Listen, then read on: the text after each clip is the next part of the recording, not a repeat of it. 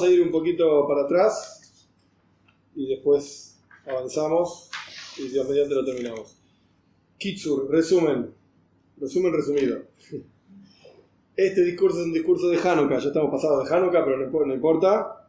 Los conceptos se aplican exactamente igual. Y el Rebbe planteó diferentes ideas sobre las velas de Hanukkah. Beit Shammai, porque se prenden primero 8, después 7, después 6. Beit Hillel, porque se prende primero 1, después 2, después 3, y así sucesivamente. Y el Rebbe planteó, que está en el Talmud, que el Rebbe lo planteó, la comparación entre Hanukkah y Sukkot. Hanukkah y Sukkot. Los dos son 8 días, pero tiene que haber algo más fuerte que eso. Bien. Las velas de Hanukkah son el recuerdo de las velas del templo, pero en realidad las velas del templo eran 7, las velas de Hanukkah son 8, 9, bueno, diferentes formas de verlo. Y así sucesivamente varias preguntas que estuvieron en la primera clase. La nekuda, el punto central de la explicación es que las velas de Hanukkah, de todas las preguntas que el Rebbe planteó, las velas de Hanukkah vienen a iluminar la oscuridad. Este es el punto. Por eso se prenden afuera, por eso se prenden de noche. Vienen a iluminar la oscuridad. Obviamente, oscuridad espiritual. De esto estamos hablando. Lo que pasa es que cada cosa espiritual en el universo tiene una expresión material, física, aquí abajo.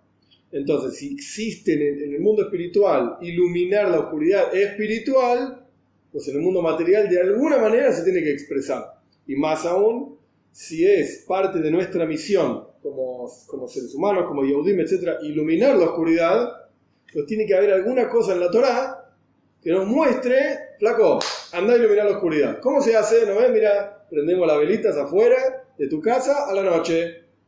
Lo podemos hacer como tradición, ahora vamos a ver más detalles de esto, como tradición sencilla, cultura, yo qué sé, o podemos aprender de eso una misión y una razón de ser en la vida. Esto depende de cada uno, cómo uno lo toma. Simplemente como una costumbre centenaria, milenaria en el caso de Hanukkah, yo qué sé, o como una razón de ser, un porqué para toda la vida. Nuestra razón de ser como Yehudim es iluminar la oscuridad. Este fue la nekuda, el punto central de la explicación. Después el Rebbe se introdujo en la explicación de este punto. Y el Rebbe habló básicamente de 3 tipos de mitzvot. Hukim son mitzvot irracionales, Eidois son mitzvot testimoniales y Mishpatim, mitzvot racionales. Y el kunz, digamos, la clave de la cuestión está en darnos cuenta que en realidad todas las mitzvot son hukim, son irracionales. Incluso los lugares donde Dios mismo reveló algún tipo de razonamiento, no es el verdadero y profundo razonamiento de la mitzvah, sino que es solamente lo que en la bondad infinita de Dios nosotros podemos entender. No más que eso. Pero no es el verdadero, el lenguaje del Maimon, el Seichel, el Tam, la razón de esa mitzvah, no es lo que para nosotros está revelado. Porque es muy simple. Nosotros somos seres humanos, podés ser muy inteligente, todo lo que quieras, pero somos seres humanos limitados. Y Dios es infinito. Entonces su intelecto, su jochma, su sabiduría también es infinita. Y por lo tanto es inconmensurable, imposible, subrayado en negrita, con circulito, etcétera, que es imposible que el ser humano lo entienda, en su totalidad por lo menos, imposible. Y algunas cosas entendemos, por ejemplo, tiene sentido respetar a los padres, tiene sentido no matar, no robar, perfecto, esto es lo que Dios quiso que nosotros entendamos, más que eso no vamos a entender. Y esto ya lo hablamos también ampliamente, la lógica misma con la que funciona el universo entero, también es una creación de Dios. El ejemplo que yo di de los padres que tienen los hijos, y es lógico que primero viene el padre que tiene, no sé, por decir cualquier cosa, 20 años, a los 20 años tuvo un hijo, ok, más otro. Pero no existe un hijo y después viene un padre de 20 años. Un hijo de 1 año nace primero que el padre de 20 años. ¿Estás loco? Bueno, ok, esa lógica, que para nosotros es tan normal, obvia, simple, etcétera, etcétera, esa lógica también es una creación divina. También es una creación divina. No es algo de nuestro mundo. Y los griegos, en toda esta cuestión, dado que al fin y al cabo las mitzvot, todas, estoy haciendo un resumen, ¿sí?, son todas irracionales, en esencia son irracionales, quiere decir que en esencia, en lo más profundo, la única razón por la cual hacer una mitzvah es porque Dios dijo. Nada más. Nosotros no entendemos un porqué y no tiene un sentido. Ay, después, al fin y al cabo, te hace bien igual y te da brajá y bendiciones, todo lo que vos quieras. Es verdad eso. Claro que sí, porque Dios quiere que estemos bien. Pero en esencia, no hay un porqué. Nosotros no somos capaces de entender un porqué, y el único porqué es porque Dios quiso. Y contra esto estaban los griegos. Los griegos tenían una guerra espiritual contra nosotros. Una guerra en donde a ellos les molestaba que enchufemos e inyectemos a Dios en todos lados. Dejá de hablar de Dios, no hinches más. Habla de costumbres, habla de tradiciones, habla de historia, habla de, no sé, tu tierra, la tierra, las montañas y los ríos. Habla de todas estas cosas muy lindas, pero no me hables de Dios. ¿Querés ponerte tefilín? Que después terminaron decretando contra estas cosas también. Pero al comienzo de la conquista griega, querés ponerte tefilín porque es un lindo testimonio de que, yo qué sé, de lo que se te cante, hacelo. Pero no porque Dios dijo. Y así con todas las mitzvahs. Bien. Esta es la idea de que los griegos querían impurificar los aceites. El aceite representa la esencia, digamos, del Yehudí. Querían que eso esté impuro y lograron llegar bastante lejos. Pero hubo una vasija de aceite que quedó sellada con el sello de Kohen Gadol. Que esto lo que representa es la esencia, lo que se llama en Yiddish el pinteleir. Esto nunca se impurifica. La esencia del Yehudí, no hay nada que lo pueda impurificar. Bien. Después el Rebbe llevó todo esto a nosotros, a nuestra vida cotidiana, a nuestra vida de hoy en día, digamos, más allá de la historia particular de Hanukkah. Y el Rebbe explicó que lo que representa el sacrificio de los Hashmonaim, de los Maccabim en su momento, etc., para nosotros es servir a Dios en el lenguaje Sheloy al Pitam Vedas, trascendiendo la lógica. Y acá el Rebbe habló de 3 niveles. Que quizás la última clase quedaron un poco sin entender en detalle, entonces vamos a meternos a partir de acá y empezamos la lectura. A pesar de que esto ya lo leímos, pero me parece útil volver a leerlo y avanzar. Estamos en página Kuf Samahei. Ahora bien, para poder vencer esta guerra, estamos en el punto 6, digamos, del discurso, ya cerca del final, para poder vencer esta guerra espiritual contra los griegos, como se explicó en el resumen y en las últimas clases, etc. No alcanza el servicio a Dios racional, porque ya dijimos que los griegos lograron impurificar esta cuestión del servicio a Dios racional. Inclusive, y este es un punto interesante que quedó quizás medio en el aire, inclusive el servicio a Dios que trasciende lo racional, pero está vinculado a lo racional. Explico esto. Y el Rebbe pone entre paréntesis, en términos técnicos, el servicio a Dios, que viene desde el lugar de un nivel que se llama así, Makif de Haya, trascendental, del nivel de Haya. El alma tiene 5 niveles, Nefesh Neshama, Haya y Ejida, que se llama aquello que trasciende pero que está cerca. El ejemplo que yo di la vez pasada, la de las ropas que están cerca de la persona, toman la forma de la persona, etc.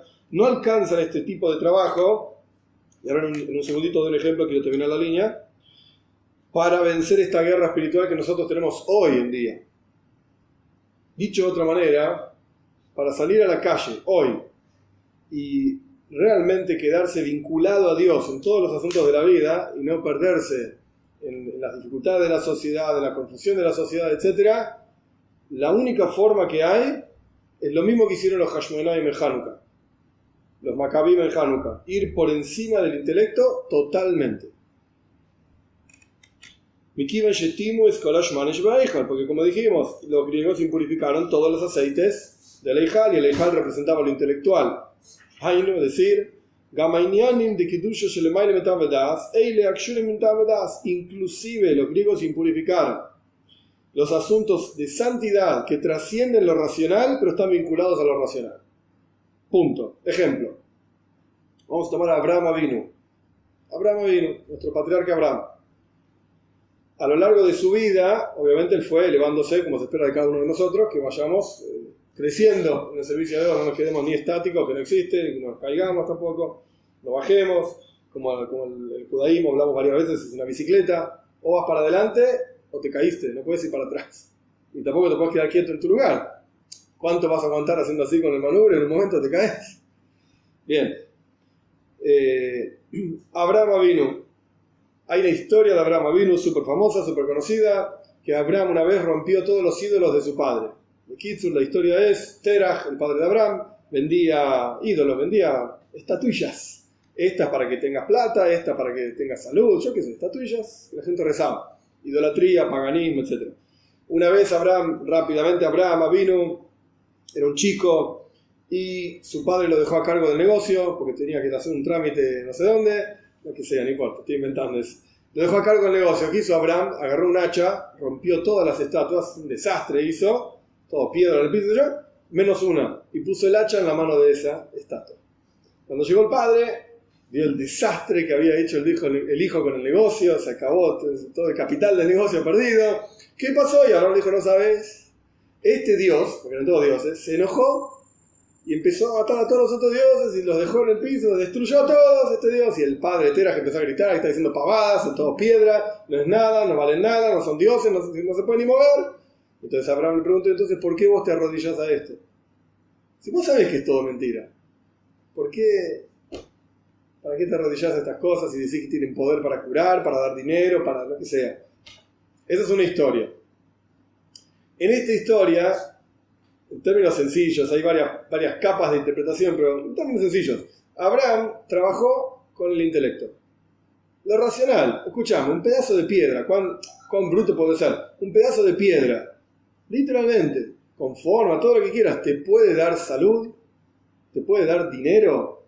Es un pedazo de piedra, es una piedra, no más que eso. Dios la creó como piedra y sigue siendo una piedra. ¿De qué estamos hablando? No tiene sentido. Es una piedra, ¿qué te va a dar la piedra? No puede ser ni hola la piedra. En las palabras de Abraham, por así decir, no puede ni defenderse de este otro Dios que se calentó y empezó a matar a todos los otros dioses, entre comillas. Es una piedra. Eso es algo racional. Muy bien, entonces Abraham ahí, sirviendo a Dios, digamos, en su mundo, erradicando la idolatría, era un niño, trabajó, funcionó racionalmente. Bien, próximo paso. Hay una historia de Abraham Avinu. Eso es Avoida Shalpitam Vedas, servir a Dios desde una perspectiva racional. Ese es el paso número 1. Con eso no llegamos a derrotar la oscuridad de Hanukkah, los griegos en su momento, etc. Paso número 2. Abraham Avinu tenía una discusión con Nimrod. Nimrod era el rey del momento, el jefe máximo, el emperador del mundo, yo qué sé, Nimrod. Bien. Y en un momento Nimrod decidió tirarlo a Abraham a un horno ardiente. Fue lleno de fuego, chao, lo tiramos adentro. Si vos creés en tus principios, en tu Dios y qué sé yo, qué sé cosa, vamos, te tiro al horno ardiente y que Dios te salve. Abraham tenía 2 opciones ahí. Opción número 1, no, ¿sabes qué, Nimrod? Tenés razón, tan lejos no llego, me voy a morir ahí adentro, ¿qué crees de mí? ¿Sabes qué? Hago así con la cabeza y después me voy a mi casa y nada, y hago otra cosa. Esa es una opción. La segunda opción, morir, porque Abraham no se tiró al horno esperando que lo salve Dios. Morir, porque de hecho Dios nunca había hablado con él todavía. Y bueno, ¿qué va a hacer? Morir. Pero, a pesar de que se acababa su misión, su forma de vivir, etc., se acababa todo porque se moría, pero, la gente por lo menos, ¿qué iba a decir? Bueno, pobrecito Abraham, se murió, pero por lo menos el tipo se la bancaba, como quien dice en castellano, en criollo. El tipo se sostuvo en sus principios, el tipo fue coherente toda su vida con sus acciones, y cuando llegó un momento de prueba, el tipo no dejó a su Dios de lado, sino que el tipo se la jugó por su propio Dios. Ahí se murió. ¿Qué va a hacer? Pero por lo menos se la jugó. Está bien, Abraham era un buen tipo. Racionalmente hablando, no tiene sentido morir. ¿Cómo vas a difundir la unicidad de Dios y el monoteísmo y todo lo que Abraham quería difundir? Muerto. No lo ibas a lograr. Imposible. Racionalmente hablando, ninguna persona sana quiere morir. Nadie lo quiere hacer. Pero acá el intelecto dijo, Abraham, el intelecto dijo, vale más morir por mis principios que vivir así, decir, bueno, me arrodillo y después me voy, la gente nunca más me va a creer a mí. Cuando yo venga a hablar de un Dios, van a decir, flaco, cuando te llegó el momento de demostrar que está tu Dios ahí, vos arrugaste, como quien dice, tuviste miedo. Entonces, el intelecto dictó que vale la pena trascender el intelecto y morir. Porque de vuelta, ninguna persona sana, normal, quiere morir. Esto es lo que está diciendo acá el Rebbe. Avoida, shelemai la metavedas, trasciende lo racional, porque acá el tipo se está yendo a la muerte, literalmente, pero eso está relacionado con lo racional. Abraham hizo una cuenta racional, por esto vale la pena morir. Entonces voy a morir, para que la gente me vea y diga, Abraham se la bancaba por lo menos, se murió, pero se la bancaba. Obviamente no murió y milagro, bueno, sigue la historia por otro lado. Nada que ver y estamos acá estudiando Hasidus porque él no murió. Pero esto es lo que significa un ejemplo de avoida, de Maila Metavedas, un servicio a Dios, que trasciende lo racional, porque haces cosas que el intelecto no está tan de acuerdo, pero el intelecto mismo reconoce, este es un lenguaje que aparece mucho en Hasidus, el intelecto mismo reconoce que hay cosas que trascienden el intelecto. Entonces, a pesar de que la acción en sí es una acción, llamémosla entre comillas, loca, irracional, tirarse un horno ardiente para morir, es loco y es irracional, trasciende lo intelectual, pero el intelecto dicta que ese es el comportamiento adecuado ahora. Eso es lo que hay que hacer, hay que trascender lo racional, pero dictado por el intelecto. Quiere decir que está vinculado a lo racional. Lo que haces es irracional, sí, pero está vinculado a una cuenta, a una lógica. Tercera historia, totalmente irracional. Abraham Avinu, cuando Dios le pide que lo mate a su hijo, es una historia súper conocida, que lo sacrifique a su hijo, Abraham Avinu va con otros dos muchachos, que eran Ishmael y Eliezer. Llega a una montaña, llega a un lugar donde ve una nube, y le dice a los muchachos, quédense acá, yo voy con Isaac y vuelvo. Así dijo Abraham, pero la idea de él era, vuelvo yo solo. Y el otro no vuelve. Bueno, en el momento de la Akeida, en el momento en que Abraham ata a su hijo y levanta el cuchillo para cortarle la yugular, no había nadie mirando. Y no había ninguna ganancia, absolutamente nada. Abraham ya era un viejo, hablando mal y pronto, por gracia divina tuvo un hijo a los 100 años, acá ya tenía 137 años si no recuerdo mal, otro hijo no parecía que venga, ni de parte de Abraham, ni de parte de Sara, que en realidad Abraham después tuvo otros hijos, pero Sara tuvo uno, punto. Y se cortaba absolutamente todo el trabajo por el cual Abraham trabajó toda su vida. Y todo el sacrificio que tuvo, y su hijo tan querido, que iba a seguir su línea, y que no sé qué cuánto, se acabó. Y ni siquiera, se iba a acabar. Y ni siquiera había alguien que esté mirando que pueda decir, wow, mirá Abraham, mirá lo que hace por su Dios. ¿Cómo se sacrifica por Dios? Porque si había gente mirando, por lo menos volvemos a la historia del horno ardiente, por lo menos había gente mirando que podía decir, mirá, Abraham se sostiene en sus principios, qué fenómeno. Acá no había nadie. No había nada que ganar. Todo para perder. Todo. Y sin embargo Abraham lo hizo. Y eso es algo totalmente irracional. No tiene sentido. Es contrario a todo lo que él alguna vez enseñó, dijo, hizo, etc. Todo lo contrario. Nitzachana Melchama, la victoria en la guerra, Walidea Boida de Mesiras Nefesh Davka, es a través del trabajo, del servicio a Dios, en forma de sacrificio, justamente. Entregar la vida a Dios. El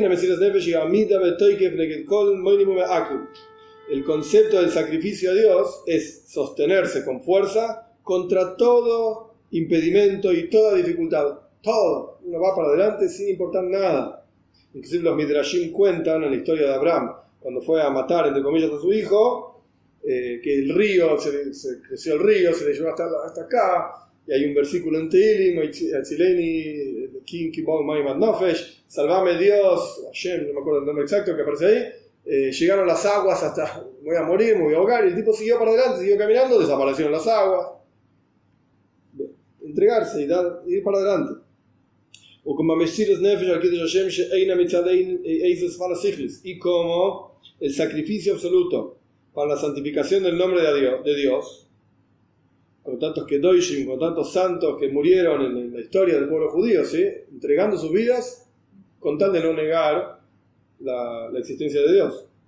Que no viene en el Yehudí de parte de alguna lógica racional.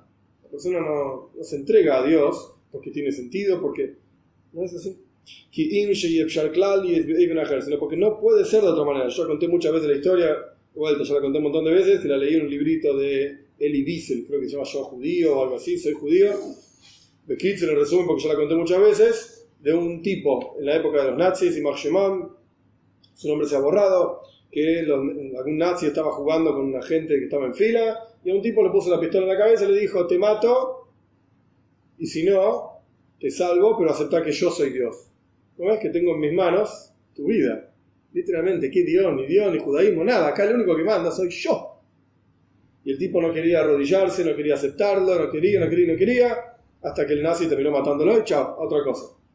Esta historia la estaba viendo el hijo de este tipo, que es el que contó la historia, a Elie Wiesel, o Elie Wiesel la escuchó, no sé exactamente esa parte, no recuerdo. Porque estuvo él en muchos lugares. Él estuvo en muchos de estos lugares, sí.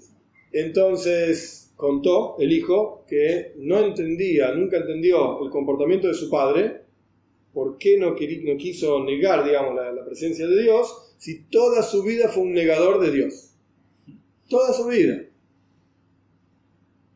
Pero en ese momento no lo pudo negar.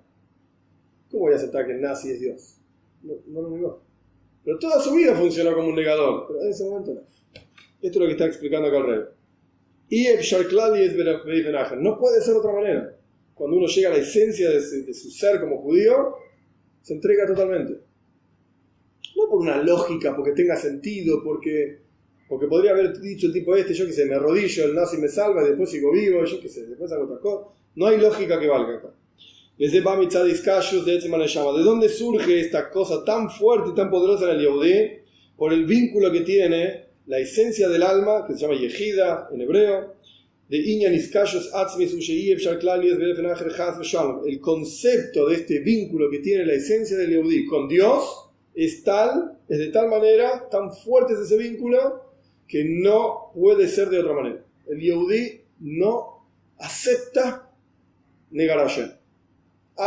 Esto ya lo hablamos también, vemos un montón de gente que dice Dios no existe, Dios no me importa, Haz Shalom, porque no llegaron a este punto, porque no llegaron a utilizar, a revelar, a sacar a la superficie su yejida, su esencia. No quiere decir que otros religiosos sí la sacaron a la superficie, tampoco. No es una cuestión, uno dice, el no religioso no la sacó y yo, sí, mirá mi barba, cómo sacó. No. La gran, yo diría, 99,9% de los judíos no vivimos con esto a flor de piel. Alevay, ojalá. Pero está igual. Una cosa no quita la otra. Está igual. Está ahí. Y en los momentos más críticos, surge. En los momentos más inesperados, está ahí y surge. De manera tal que el Yehudí no puede aceptar otra cosa excepto Dios. Y esta es la única forma de vencer la guerra contra los griegos. De vencer la oscuridad de la sociedad y Hanukkah y lo racional que quiere imponernos sobre nosotros, etc., como ya hablamos varias veces. Y dado que en este nivel de yejida, así se llama, única, el vínculo con Dios, esencial, ahí no hay defecto, no hay impureza que toque, Dios libre y guarde.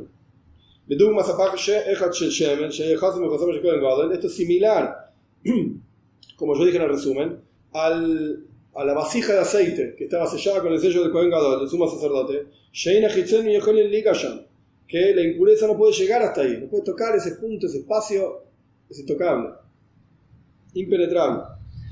Entonces, dado que esto nunca se impurifica, nunca se pierde, al idea voida de Mesiras Nefesh a través del servicio a Dios, con la entrega total que surge de este punto tan esencial en el Yehudí, justamente a través de esto vencemos esta guerra. Hay que entregarse a Hashem nomás. O como y como fue en la guerra contra los griegos, literalmente, a través del sacrificio de Matisiau y sus hijos, a pesar de haber sido pobres, perdón, no pobres, sino débiles, a pesar de haber sido débiles y pocos, Sin embargo, se sostuvieron con sacrificio para luchar contra valientes, fuertes y muchos. Y a través de esta entrega total, porque eran pocos contra muchos, eran débiles contra fuertes, los griegos eran soldados entrenados, etc. A través de esta entrega total, despertaron y afectaron a la gente en su generación, para que entreguen ellos también sus vidas por la santificación del nombre de Dios, de manera tal de no transgredir el judaísmo de ninguna manera, y a través de esto es que vencieron la guerra. Esto lo vimos también la vez pasada, pero simplemente para introducirnos en el texto y quizás clarificar esta cuestión de lo racional relacionado con lo irracional y qué sé yo. Bien, avanzamos. 7. Zain.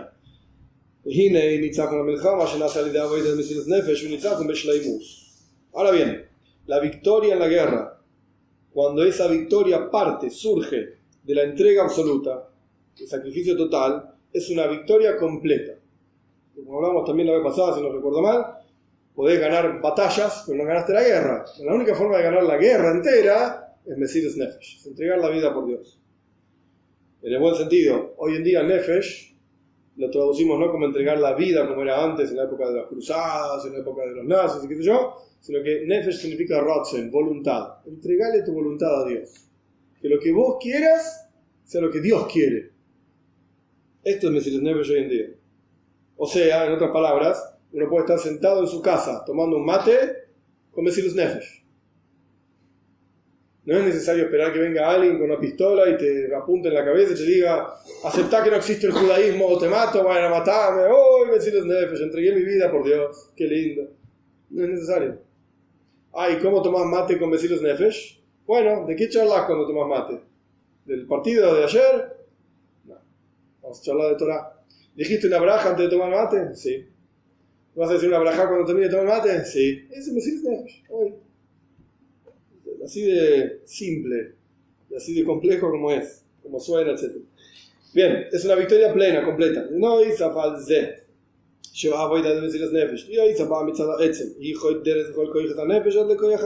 adición a que este trabajo de Mesiras Nefesh, de servicio de entregar la vida por Dios, al venir de la esencia de la persona, partir de la esencia de la persona, imbuye todos los potenciales del alma, inclusive el potencial de acción.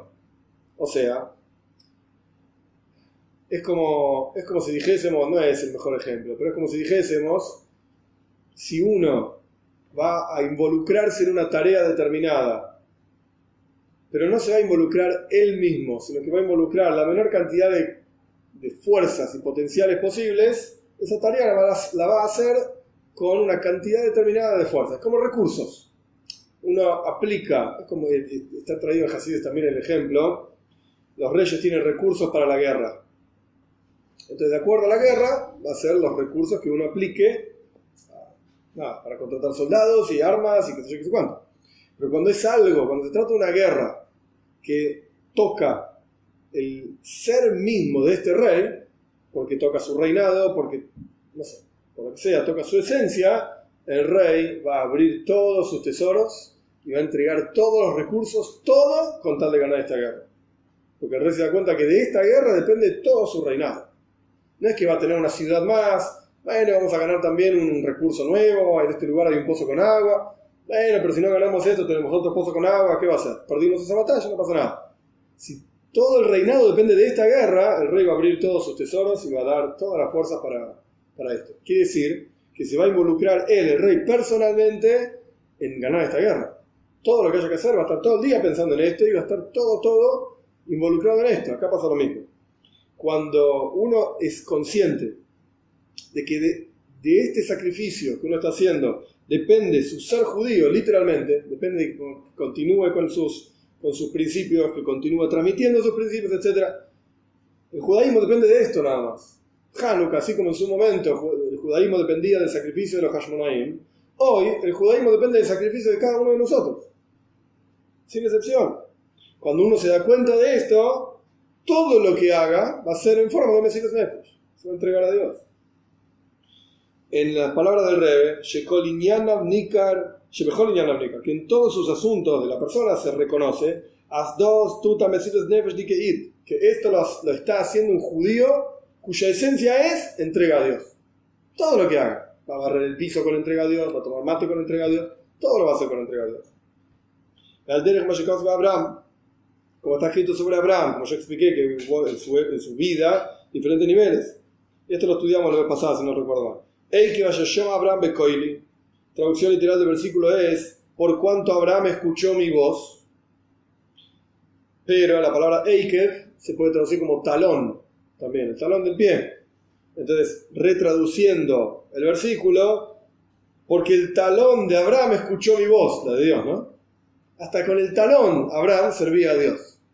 El talón es algo bajo, es algo que no se reconoce ni la vida de la persona, porque es el talón de un muerto, el talón de un vivo, son lo mismo.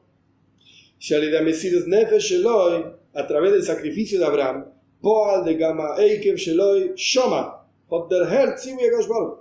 Abraham generó que inclusive su talón escuchó, sintió el mandato divino. Y más aún, frente a este nivel, ¿por qué lo llamamos una victoria completa cuando la persona se entrega totalmente a Dios? Porque frente a este nivel de yejida no hay oposición, no existe oposición. Frente, lo voy a explicar. Cuando uno sirve a Dios por lógica, por racionalidad, es decir, cumplo mitzvot porque es la tradición, porque es lindo, porque es bueno. ¿Sabes qué? Podés ser muy inteligente, pero hay gente más inteligente que vos también. Y va a venir otro y te va a explicar, racionalmente hablando, por qué es una tontería lo que estás haciendo. Pero es una tradición milenaria. ¿Y qué importa? Hoy en día tenemos cosas más interesantes que las tradiciones milenarias. Y antiguamente las tradiciones milenarias mataban gente para la tradición milenaria. Traían un chico y lo sacrificaban al altar, ahí los mayas, no sé qué cosas. ¿Por qué? Los aztecas, perdón. Pifié por unos kilómetros. ¿Por qué no lo haces? ¿Tradición milenaria? Eso no lo haces. No sacrificamos más gente. Ah, ok. ¿Y por qué te pones tefilín? ¿Tradición milenaria? Es la misma tontería. Bueno, esa suena re bruta porque matan gente. Hoy en día las personas sanas ya no hacemos más esto.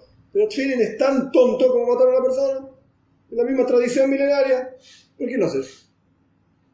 Entonces, solamente uno se dirige por lo intelectual, está frito. En algún momento va a caer eso.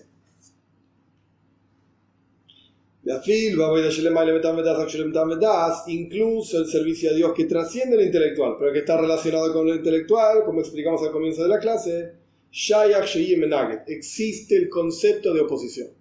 Y puede ocurrir que encuentres una oposición que si solamente vas con estas fuerzas, con lo intelectual o con inclusive aquello que trasciende lo intelectual, pero relacionado a lo intelectual, no puedas superar la oposición. Puede ocurrir. Lo que no es el caso, cuando la persona despierta y revela su esencia, su yejida, lo más profundo del alma, no hay oposición, no existe oposición, no hay. Entonces cualquier cosa que haya en el camino la vas a pasar por encima, no va a haber cosa que te detenga, nada. No solamente esto, cuando se revela este nivel que se llama yejida en el alma, ahora dice, esto también afecta al alma animal. Todo Yehudi tiene un alma animal y un alma divina, que la esencia misma de lo material del alma animal se transforma de un extremo al otro extremo.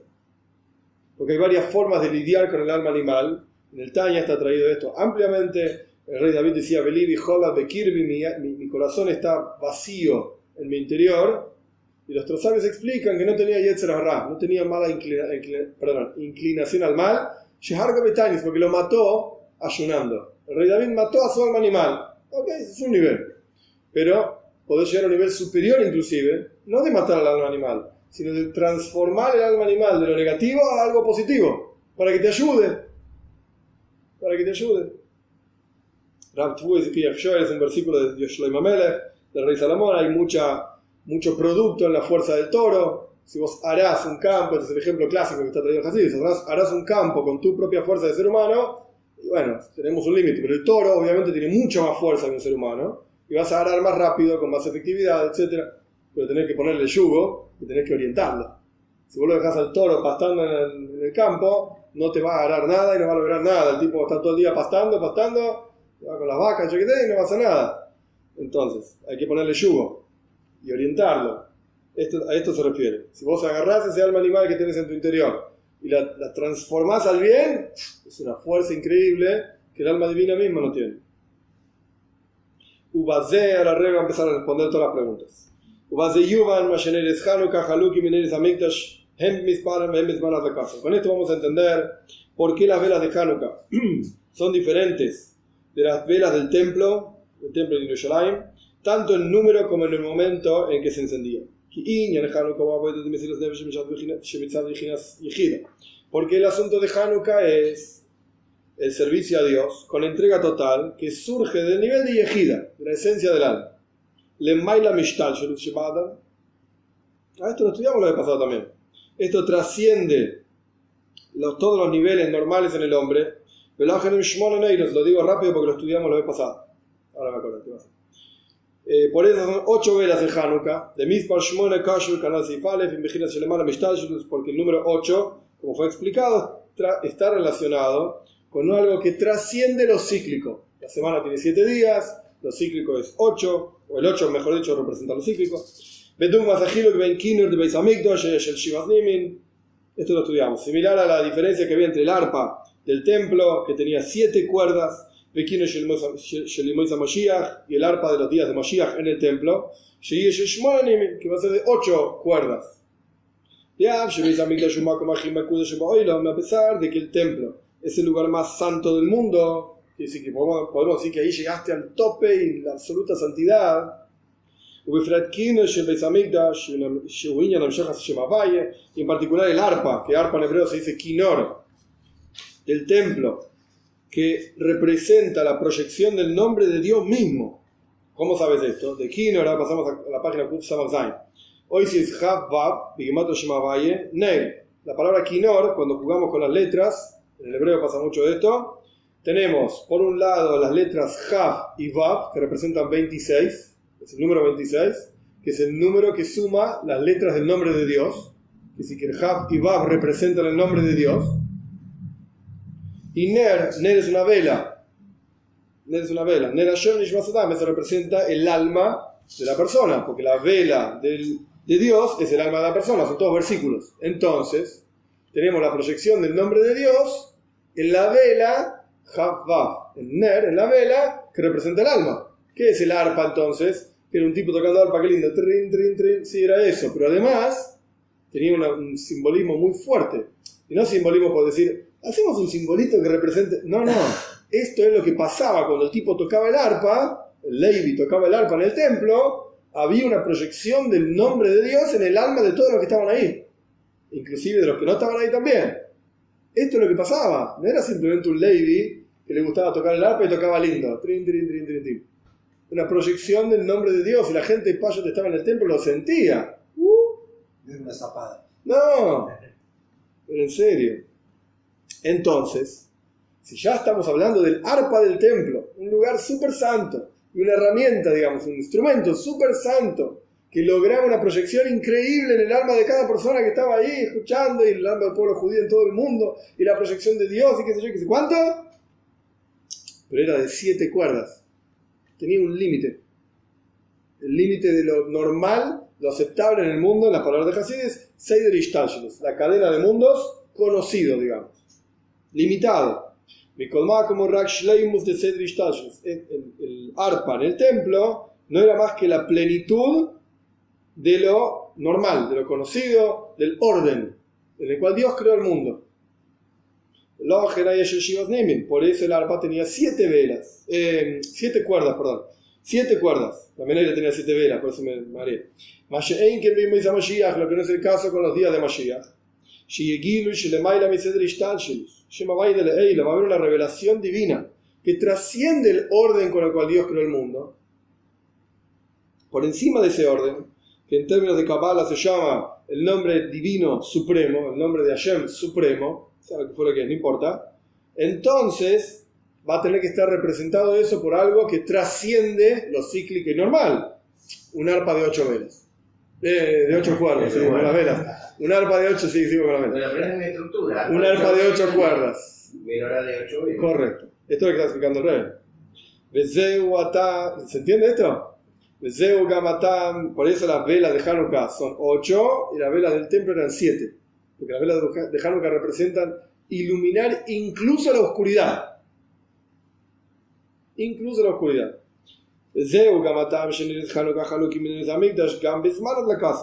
Y esta también es la razón por la cual no solamente las velas de Hanukkah eran 8 y las velas del templo eran 7, sino que las velas del templo se prendían durante el día, hacia el atardecer, pero durante el día, y las velas de Hanukkah a la noche. ¿Por qué cambia el horario? El hecho de que la mitzvah de encender la vela de Hanukkah es desde que se pone el sol a la noche, porque es justamente a través de una revelación de este nivel que se llama Yehida, la esencia, que trasciende el orden normal en el hombre mismo, a través de que uno se sacrifica a Dios, podemos iluminar incluso la oscuridad, no solamente el día, sino también la oscuridad. No solamente que frente a esta luz que representa el sacrificio del Yehudí, que representa la entrega total a Dios, a través de esto, que son las velas de Hanukkah, etc. Podemos iluminar la oscuridad, no solamente que la oscuridad no cubre, no opaca esa luz, sino que más aún, la oscuridad misma se transforma en luz. Similar al concepto que dijimos anteriormente de transformar el alma animal. No anularla, sino transformarla. Agarrar el toro que le gusta pastar y pavear, poner un yugo y usarlo a tu beneficio. Por eso el horario es diferente. Las velas de Hanukkah tienen otro concepto diferente de las velas del templo. Por eso en números son diferentes, velas del templo 7, velas de Hanukkah 8. En horario son diferentes, velas del templo a la tarde, velas de Hanukkah a la noche. Porque el concepto es iluminar la oscuridad. El concepto es transformar esa oscuridad en luz. En el lenguaje de Kabbalah que trae Hasidus en un montón de lugares, medir el mezcla, transformar lo amargo en dulce. El mismo concepto. Esto lo estudiamos. Esto también es la explicación. ¿Por qué nadie me dijo que ya estudiamos esto? Nadie me avisó. Bueno. Creo que en la clase pasada. Sí. Esto lo entendemos en la clase pasada cuando se hablaba de que ¿hasta cuánto tiene que estar prendida la vela. Ahora nos quedamos a que tendríamos el mar. Caminar por el mercado. Ya está. Claro, era esto. ¿Se acuerdan de esto o no? Regel Minashuk, Talmudoy. Ok, vamos rápido. En forma incidental, no muy explícita. Ok. Esta es también la razón por la cual el horario de encendido de las velas de Hanukkah tiene un horario límite. ¿Hasta cuándo la puedes encender? El Talmud dice hasta que se acabe la gente en el mercado. Imagínense, si la prendían afuera para que la gente lo vea y no había nadie afuera, se acabó. No cumple su misión de que la gente lo vea. En el lenguaje concreto del Talmud, Adekalia regla de Talmudoy, hasta que se acaben los Talmudaim. Talmudaim era un pueblo, una gente, ¿sí?, que se quedaban más tarde en el mercado haciendo las últimas transacciones, digamos. Cuando estos tipos se fueron, chao, cerró el mercado. Talmudoy, esta palabra, en el Talmud, más allá de ser el nombre de un pueblo, Talmudoy.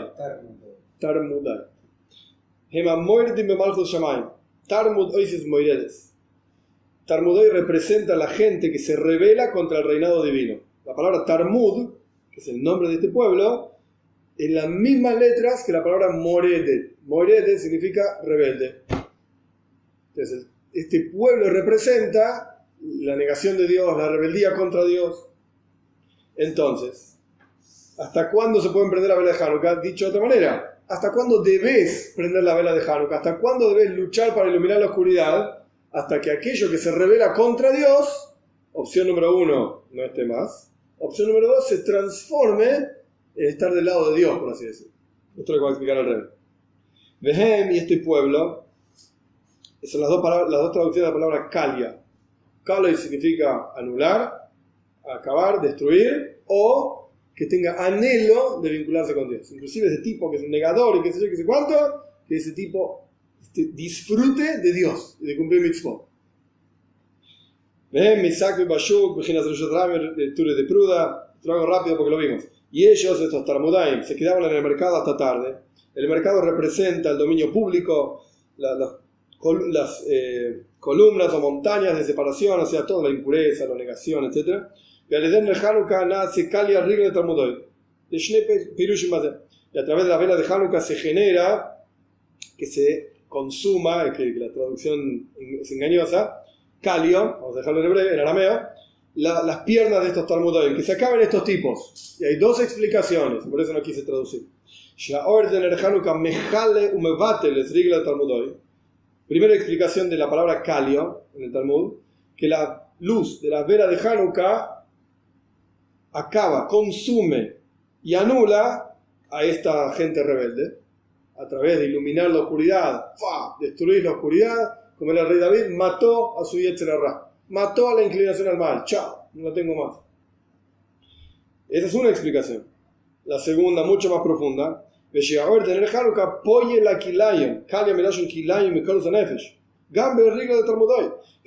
luz de la vela de Hanukkah genera anhelo, deseo, es decir, la palabra kalia, de la palabra kilayon, deseo, Kleisa Nefesh significa el anhelo impresionante del alma por vincularse con Dios.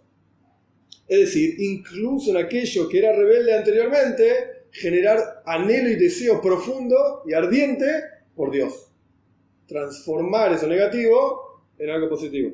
Llegaba a Mordim, acá lo dice claramente, llegaba a Mordim y a Boy le Vejinas Kleisa Nefesh. Que inclusive aquellas personas que se rebelan contra Dios, rebelan con B larga, no rebelan, sino rebelan con B larga, tengan deseo de vincularse con Dios.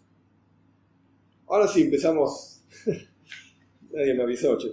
Ges, página Kuf Sabak Zain, empezamos la clase ahora. Y al pico la nal, de acuerdo a todo esto vamos a entender a Farglaich, de Neres Hanukkah Lesuke y su pareja. La comparación de las velas de Hanukkah con Sukkot y con los toros de Sukkot. ¿Se acuerdan al comienzo, la primera clase? Los toros de Sukkot eran que en el Beis Hamikdash, en el templo, a lo largo de la fiesta de Sukkot, los 8 días, se ofrendaban 70 toros, que representaban las 70 naciones del mundo. Y estos toros, ahora no recuerdo los números, igual que la primera clase, tampoco los acordaba, iban disminuyéndose. Primero creo que eran 13, después eran 9, van bajando. Cada día menos, hasta llegar a 70 en total. Y ¿por qué es la comparación entonces de las velas de Hanukkah con Sukkot? ¿Se acuerdan que Beis Shammai decía por qué empezamos 8 velas, 7 velas, 6 velas? Porque los toros de Sukkot iban reduciéndose. ¿Cuál es la comparación? Y Beis Hillel no discutía con eso, sino que había otra lógica que era que elevarse en santidad. Entonces, a pesar de que hay una conexión intrínseca entre Hanukkah y Sukkot, sin embargo hay otra lógica más poderosa, así decía Beis Hillel. Escuchen la primera clase. Tanto Sukkot como el concepto de los toros que se ofrendaban en Sukkot es la revelación de algo que se llama Makif, trascendental. Como una sukkah. Una sukkah es una cabaña. Kipshuta, literal. La sukkah rodea a la persona. Esto es Makif, algo que trasciende, algo que rodea a una persona. Todo el concepto de Sukkot es Makif, es rodeado. Por eso la sukkah es una sukkah. Lo que no es el caso, acá el Rebbe no se detiene en esto porque no es el tema. Quizás hoy nos extendemos un poco más, pero hay que terminar el Maimon. En Sukkot usamos también los Arba Minim, las 4 especies de Sukkot, el Lulav, el Etrog, etc. Esto es, si ustedes prestan atención, cuando uno los mueve, se apunta directamente al corazón. Esto representa la proyección de aquello que es Makif, que trasciende, que está por encima, que es la Sukkah, que eso se proyecte en Pnimi, interior, en el corazón. Pero acá estamos hablando de la Sukkah. La Sukkah entonces, literalmente, es algo que trasciende a la persona. Vos entras en la Sukkah y te rodea. Es el octavo día de Sukkot,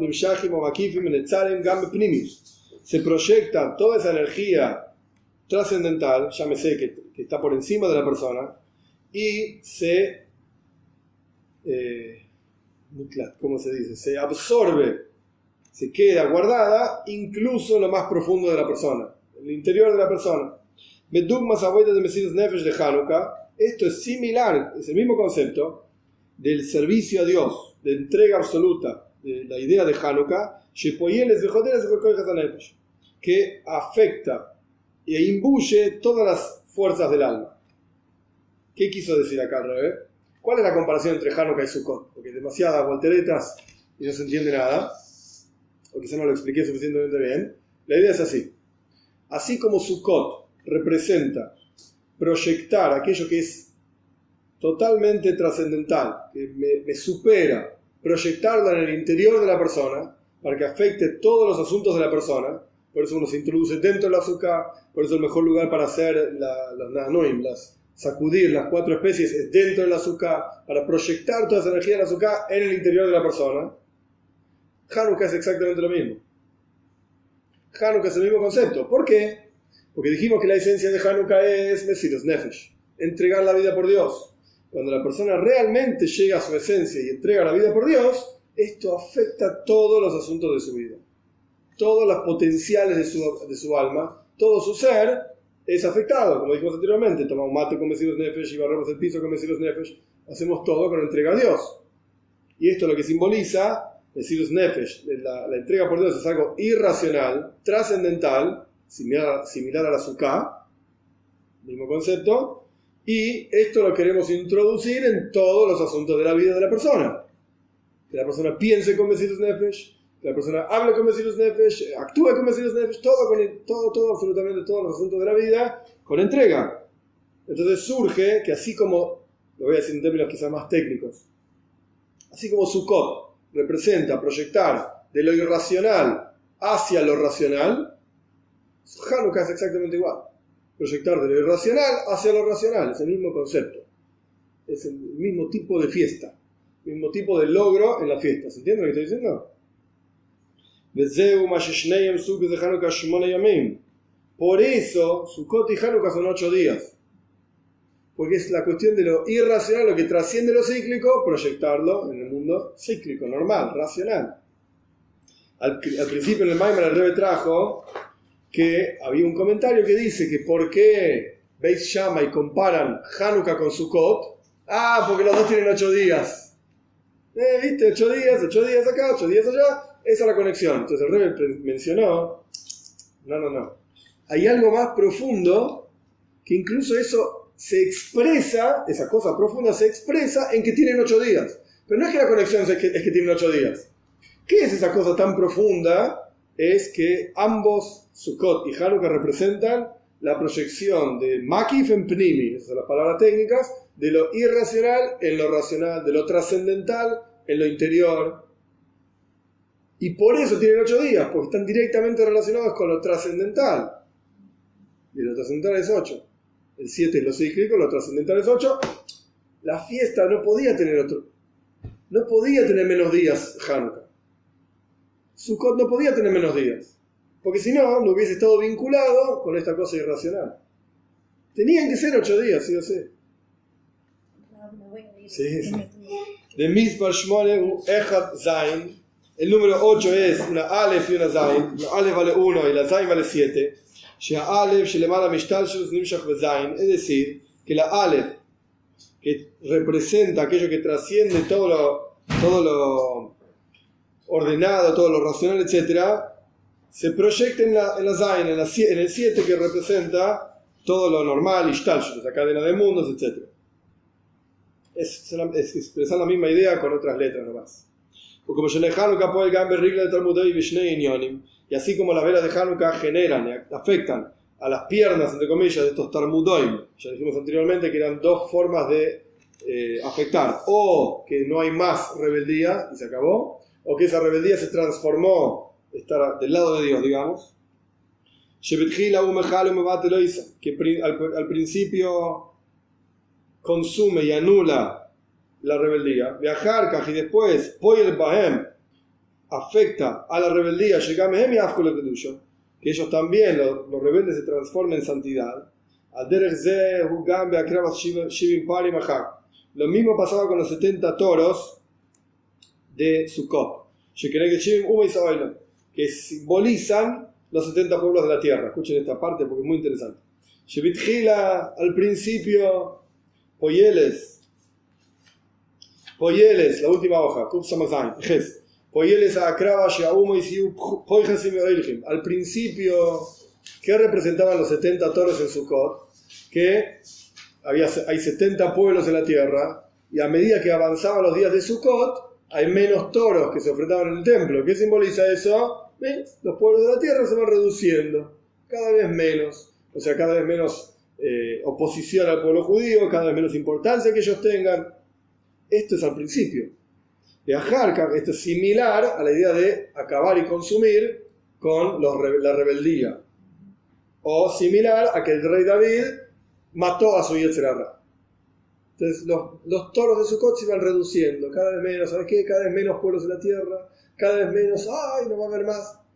Pero ese no es el tajlis, ese no es el fin, el objetivo.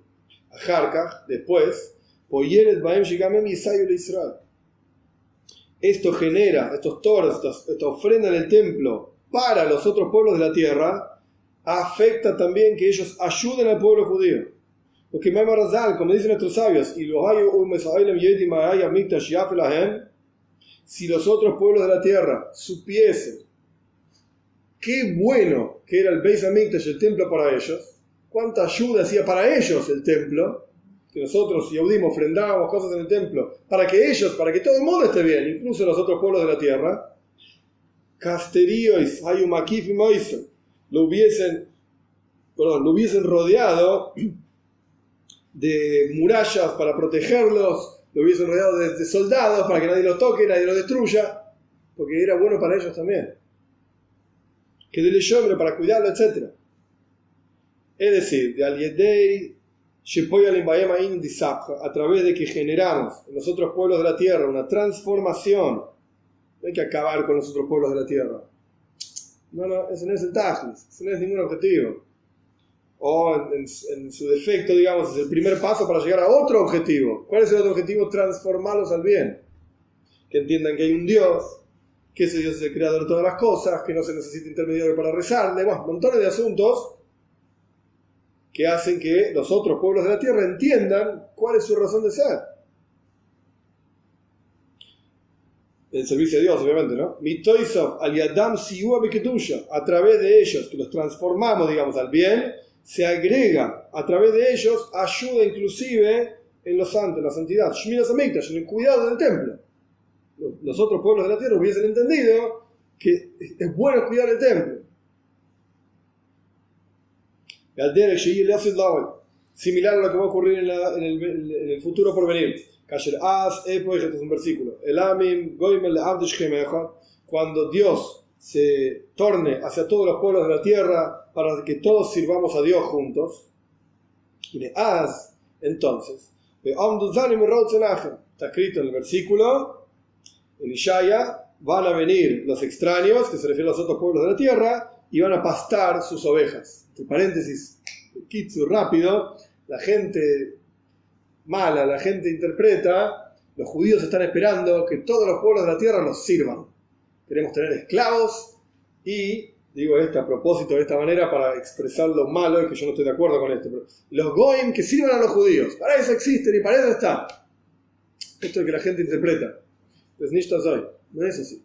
El versículo dice, Az epegelamim, entonces dice Dios, ¿no? El versículo de Sfania, yo qué sé, el profeta, voy a tornarme a todos los pueblos, le abdosh gemejo, para servir todos juntos a Dios.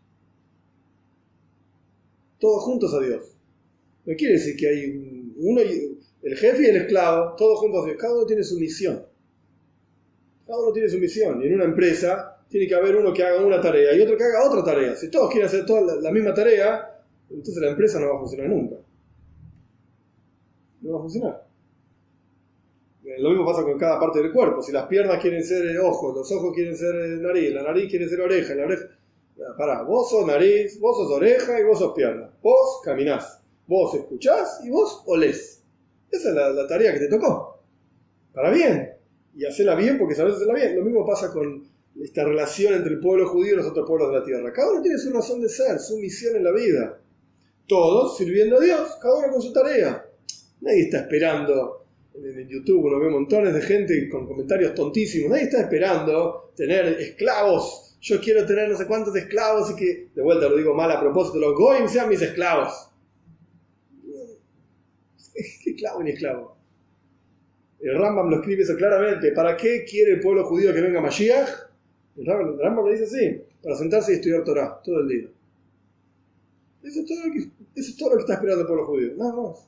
¿Qué esclavo ni esclavo? No me interesa esclavo. Quiero estudiar Torah. Eso es todo. De Alderech, por eso no es extraño. El versículo dice: bueno, van a venir los otros pueblos de la tierra y van a pastar las ovejas, sus ovejas. ¿Por qué? Porque este es el trabajo de ellos. Y nuestro trabajo, ¿sabes qué es? No tener esclavos, estudiar Torah. Ese es el punto. No por la esclavitud. ¿Qué importa los esclavos? Estudiar Torah. Ese es el punto. Y no es un invento mío, lo dice Rambam al final de las leyes de los reyes. Claramente. Esto es similar a Kravas Shivim Parim que Neged Shivim Umois. Por eso esto es similar a la ofrenda de los 70 toros, en paralelo, digamos, correspondiente a los 70 pueblos de la tierra.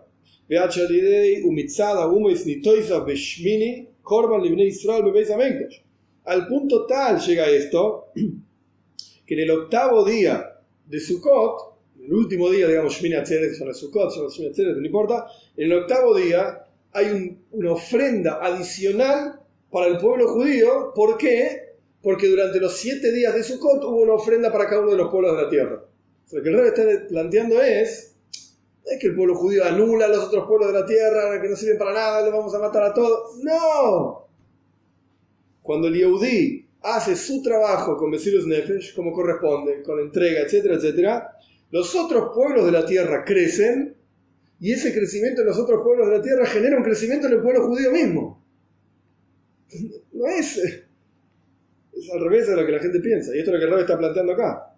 Dado que hubo una ofrenda de 70 toros a lo largo de los 7 días de Sukkot, 7 días de Sukkot, 70 toros, que representan a cada uno de los 70 pueblos de la tierra, en el octavo día había un korban, una ofrenda para el pueblo judío.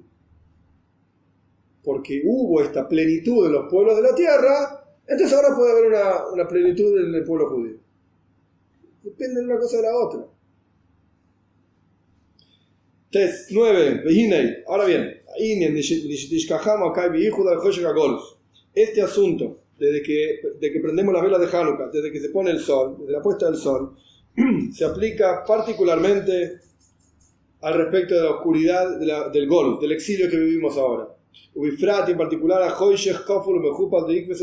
particular, la oscuridad doble y redoblada de los talones de Mashiach. Ahora, Mashiach, en la época actual, estamos ahí a instantes de que venga Mashiach. El rey en montones de charlas decía, ahora que estamos en los últimos minutos antes de la venida de Mashiach, muchísimas veces lo decía, el último día, los últimos minutos, let's to regoin, decir, los últimos instantes antes.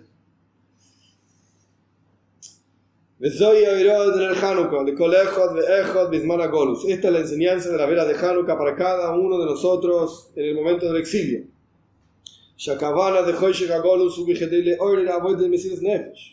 Toda la intención de la oscuridad del exilio que vivimos es un exilio material y un exilio espiritual, para despertar en cada uno de nosotros el servicio a Dios en forma de entrega total, Mesirus Nefesh, sacrificio total. Para eso está el exilio. Y a través de esto se refina la oscuridad y se transforma en luz. Y a través del rejunte, digamos, de la unión, del servicio de cada uno de cada Yehudí, todos juntos, a través de que cada uno hace lo que tiene que hacer. Al Kolpanim Ruban, por lo menos la mayoría de Rubik y Kuller, que la lógica talmúdica es, cuando vos tenés la mayoría es como si tuvieses todo. Entonces, a través del servicio a Dios de cada Yehudí, o por lo menos de la mayoría, inclusive, ¿sabes qué? Ni todos, ni la mayoría, inclusive una mitzvah de un Yehudí, una mitzvah, tanto en acción, o en palabras, un buen pensamiento de un Yehudí en algún lugar en la tierra. Como decía el Rambam, el Rebbe está casi parafraseando, pero casi citando al Rambam, un buen pensamiento. O sea, fíjese cómo empezó. Todos juntos trabajamos, o por lo menos la mayoría, o por lo menos uno, una acción, o por lo menos una palabra, o por lo menos un pensamiento.